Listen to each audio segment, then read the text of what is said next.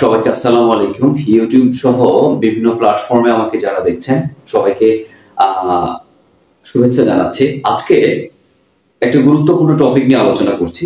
বিভিন্ন প্রতিযোগিতামূলক পরীক্ষাগুলোতে এই টপিকটি বারবার এসেছে এবং এই টপিক নিয়ে আলোচনা করবার কথা আপনারা আমাকে প্রায়শই বলেছেন। আমি আজকে ঠিক এই টপিকটি নিয়ে কথা বলবো, এই শিরোনামটি নিয়ে কথা বলবো। আজকের আলোচনার শিরোনাম হচ্ছে অনুবর্ণ কি।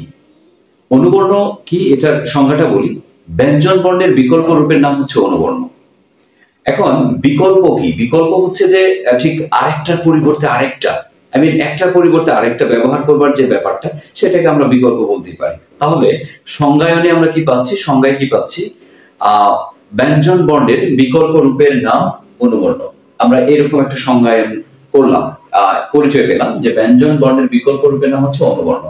এখন আসি প্রকারভেদে। এই অনুবর্ণগুলোকে কয়টি ভাগে বিভক্ত করা হয়েছে? অনুবর্ণগুলোকে তিনটি ভাগে বিভক্ত করা হয়েছে। প্রথম হচ্ছে ফলা, রেফ এবং বর্ণ সংক্ষেপ।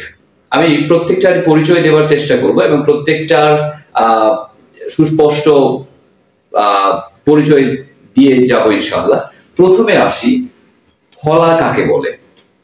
আমি এর আগে আমরা জানি যে স্বরবর্ণের সংক্ষিপ্ত রূপকে কি বলে, কার বলে, ঠিক তেমনি ভাবে ব্যঞ্জন বর্ণের সংক্ষিপ্ত রূপকে ফলা বলে। সো আমরা কি পাচ্ছি? ফলার সংজ্ঞায় যে ব্যঞ্জন বর্ণের সংক্ষিপ্ত রূপকে কি বলছে? ফলা বলছে। এই ফলা হচ্ছে 6টি। তো আমি আমার ঠিক ছোট্ট শিক্ষার্থী বন্ধুদের একটা গল্পের মধ্য দিয়ে এই ফলার পরিচয়গুলো দেবার চেষ্টা করি। ক্লাসে স্যার ফলা পড়াচ্ছেন, ওই ক্লাসেরই একজন স্টুডেন্ট, নাম হচ্ছে রমজান। রমজানকে স্যার জিজ্ঞাসা করছেন, বল রমজান, ফলা কি?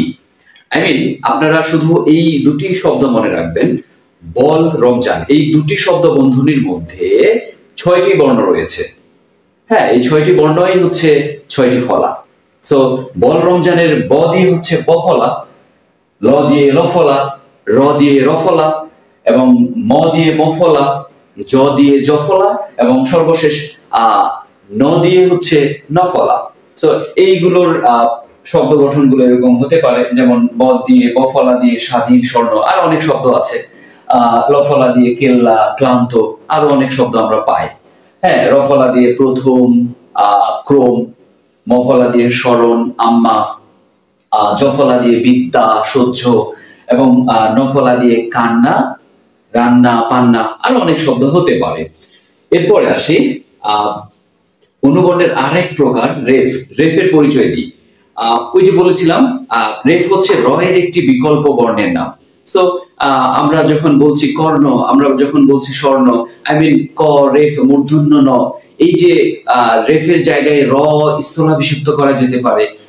এই জন্য আমরা বলছি র এর বিকল্প রূপের নাম হচ্ছে রেফ। সো এটা দিয়ে বিভিন্ন শব্দ হতে পারে, কর্ণ, ধর্ম এবং বর্ম ইত্যাদি। এরপরে আসেন সর্বশেষ কথা বলবো বর্ণ সংক্ষেপ নিয়ে।